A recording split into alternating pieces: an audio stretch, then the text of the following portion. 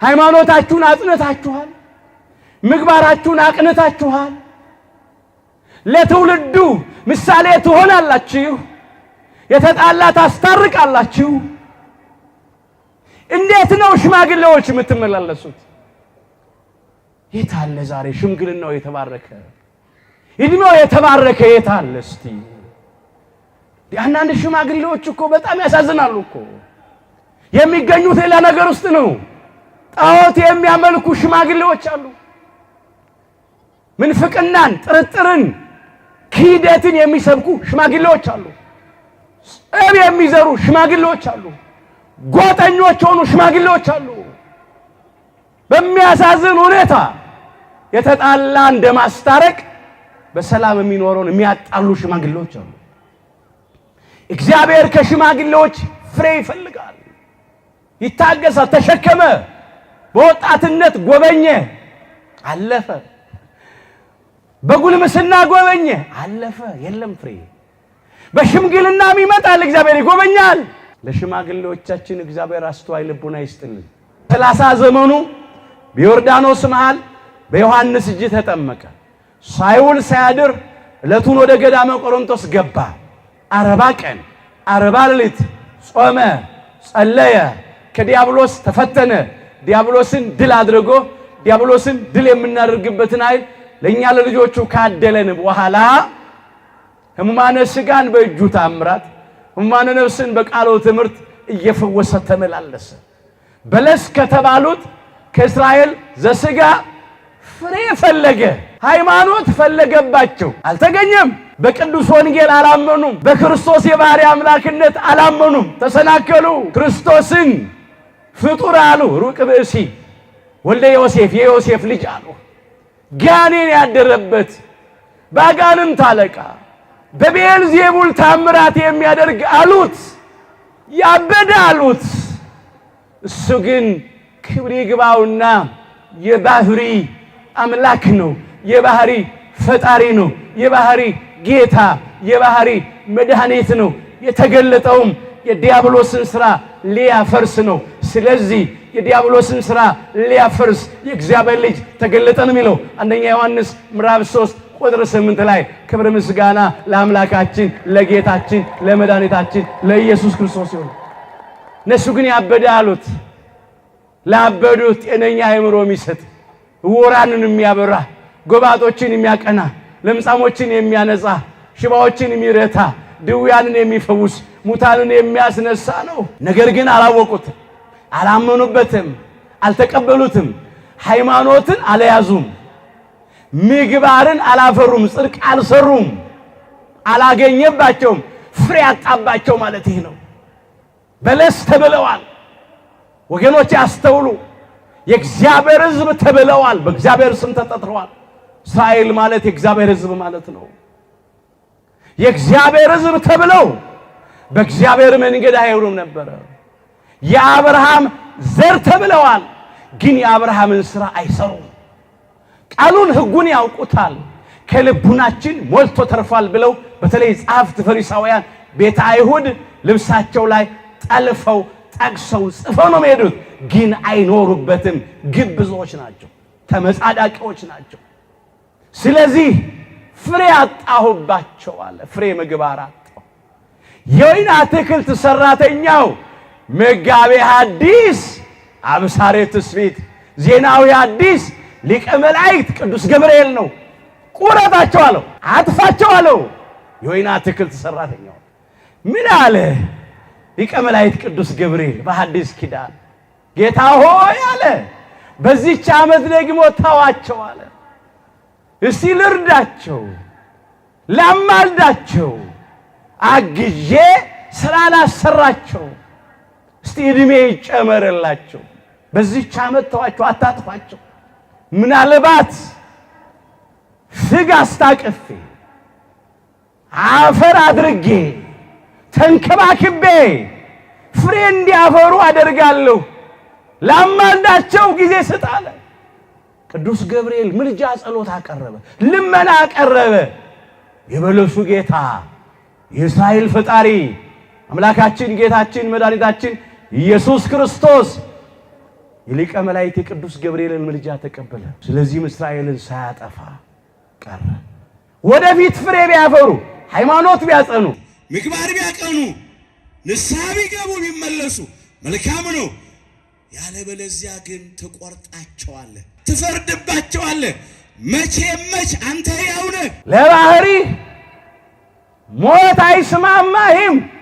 በባህሪ ሞት የለብህም። በመንግስት ሽረትና አልፈት ለውጥ የለብህም። የዘላለም አምላክ ነህ፣ የዘላለም ንጉሥ ነህ። ቢያፈሩ መልካም፣ ባያፈሩ ከእጅህ ያመልጣሉ። የሚቀጥለው ጊዜ አይተህ ትፈርድባቸዋለህ። አሁን ግን ጊዜ ሰጣቸው። ንስሐ እንድትገባ ጊዜ ሰጠ እግዚአብሔር። በቸርነቱ ሰጠ፣ በመላእክቱ ምልጃ ሰጠ። ወደኛ ሕይወት እናምጣው። እንዲህ ነው የበለሱ ጌታ እንደ ቀድሞ አይለወጥም። የሁላችን ፈጣሪ አምላካችን እግዚአብሔር ነው። በበለስ የምንመስል እኛ እስራኤል ዘነፍስ የምንባል የሐዲስ ኪዳን እስራኤሎች እኛ ክርስቲያኖች ነን። እኛ በስሙ ተጠርተና ወንዶቹ በ40 ቀን ሴቶቹ በ80 ቀን ከማኅፀነ ዮርዳኖስ ከጸጋ መንፈስ ቅዱስ ዳግም በጥምቀት ተወልደናል። በሜሮንም ከብረናል። የአምላክን ቅዱስ ሥጋና ክቡር ደም ተቀብለናል።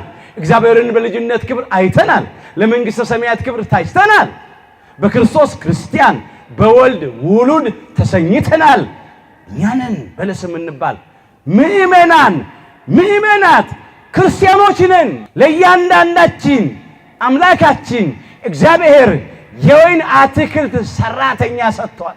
እነሱ ጠባቂ መላእክቶቻችን ናቸው። እግዚአብሔር ፈጥሮ ያለ ጠባቂ አልተወንም። እያንዳንዳችን ጠባቂ መላእክት አሉን። ይጠብቁናል፣ ይረዱናል፣ ያግዙናል፣ ይደግፉናል፣ ይታደጉናል። እግዚአብሔር በሰጣቸው ጸጋ ያድኑናል፣ ያማልዱናል፣ ተሰጥተውናል። እግዚአብሔር ፍሬ ፈለገ። ስንት ዓመት? 3 ዓመት ተመላለሰ። 3 ዓመት የተባለ ምንድን ነው? ይሄን ያለን የሕፃንነቱን እንቶ ለምን? የሕፃንነት ዘመን የንጽህና ነው፣ የቅድስና ነው። አእምሮ ጠባያችን ያላደፈበት ጊዜ ነው። ሕፃን ንጹህና ቅን መሆኑ በሚያደርገው ሥራ ይታወቃል ይላል መጽሐፈ ምሳሌ ምዕራፍ 20 ቁጥር 11 ላይ። ሕፃናት ንጹሃን ናቸው፣ ቅኖች ናቸው፣ የዋሆች ናቸው። በሕፃናት ዘንድ በደል የለም፣ ኃጢአት የለም። እኛም ብንሆን ያ የሕፃንነታችን ዘመን የንጽህና ዘመን ነበር። ሕፃናት ቂም የለባቸው። አሁን ቀተናቸው፣ ገስጸናቸው ሲያለቅሱ ቆይተው ወዲያው የሚያስቅ ነገር ከነገርናቸው እንባቸው ሳይደርቅ በጉንጫቸው ላይ እየወረደ ከትከት ብለው ነው የሚስቁት። ቂም የለም። ንጹህ ልብ ነው ያላቸው፣ ቅን ልብ ነው፣ የዋህ ልብ ነው ያላቸው። ሌላው ሕፃናት እውነተኞች ናቸው፣ አይዋሹም፣ እውነቷን ነው የሚናገሩት። አንዳንድ ጊዜ በቤት ውስጥ አዋቂዎች ወይ እናት በቤት ሆና ወይ ለጥበቃው በር ላይ ላለው ወይ ለሰራተኛዋ እንዲህ ብላ መልእክት ታስተላልፋለች። ማንም ሰው መጥቶ ከጎረቤት እናታችሁ አለች ብሎ ቢጠይቃችሁ የለችም በሉ ብላ እናቴን ታስተላልፋለች። በር ይንኳኳል፣ ሕፃን ልጅ አብሮ ተከትሎ ይሄዳል። ከዚያ የመጣ ጎረቤት ይጠይቃል፣ እናታችሁ አሉ ብሎ ይጠይቃል። ወይ ጥበቃ ሰራተኛው ወይ ደግሞ ቤት አገልጋይዋ ሰራተኛዋ አይ እናታችን የሉም ብለው መልስ ይሰጣሉ። ያ ሕፃን ልጅ ግን ቀበል ያደርግና እንደዚህ ይላል፣ እማዬ አለች ይላል፣ ግን የለችም በሉ ብላለች። እውነቱን ይናገር፣ አይዋሽም። ለምን? ንጹህ ልብ፣ እውነተኛ ልብ ነው ያለው። እናትየው እኮ ውሸት አስተምራለች። ለማን? ለሰራተኛዋ ወይም ለጥበቃ ሰራተኛ። ሕፃኑ ግን እናት ያስተማረችውን ውሸት ሳይሆን እውነቱን ተናገረ። እናታችን አለች፣ ግን ለሚጠይቃችሁ ሁሉ እናታችሁ የለችም በሉ ብላለች ብሎ ይናገራል። ሕፃናት ንጹሃን ናቸው። የሕፃንነትን ጊዜ እንቶ አእምሮ ጠባያችን ያላደፈበት ጊዜ ስለሆነ የመጀመሪያ ዓመት ምንድነው? ወጣትነትን እንየው። እግዚአብሔር ወጣትነት ሰጠ። ፍሬ የሚፈልገው በዚህ ጊዜ ነው። በተለይ በወጣትነት ጊዜ የመጀመሪያ ዓመት ወጣቶች ፍሬ አለን ወይ? አፍርተናል ወይ? ወጣትነትን እግዚአብሔር ሰጥቷል። እግዚአብሔር ከወጣቶች ፍሬ ይፈልጋል። በጉብዝና ወራት ፈጣሪ አስብ ነው የሚለው መክብብ 12 ቁጥር 1 ጀምሮ። የጭንቀት ቀን ሳይመጣ ሮጠን መቅደም ታግለን መጣል በምንችልበት በጉብዝናችን ወራት ፈጣሪ አምላካችን እግዚአብሔርን ማሰብ፣ በወጣትነት ሃይማኖት ማጽናት፣ ምግባር ማቅናት እንደ ሰለስቱ ደቂቅ እንደ አናንያ እንደ አዛርያ እንደ ሚሳኤል እንደ ሊቀ ሰማዕታት እንደ ቅዱስ ጊዮርጊስ። ወጣትነት እኮ ለእግዚአብሔር ነው። ጉብዝና ለእግዚአብሔር እኮ ነው። ጉብዝና እኮ ለዲያብሎስ አይደለም።